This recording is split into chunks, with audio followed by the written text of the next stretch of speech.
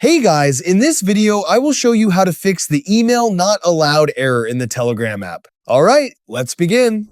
First, make sure you're using the official Telegram app downloaded from Telegram's website or your device's official app store. If you're using a modified or outdated version, update or reinstall the official app before trying again. Next, try using a different email address. Some email providers or domains may not be accepted.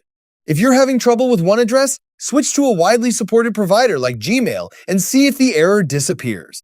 If the issue continues, completely close Telegram and restart your device. Then reopen the app and try adding your email again. This can resolve temporary glitches or background issues affecting the app. If you've attempted to add your email several times, Telegram may have temporarily restricted the action. Wait 24 hours before trying again, as the limit usually resets automatically. So that's basically how you can fix the email not allowed error in the Telegram app. That's it for this video. Thanks.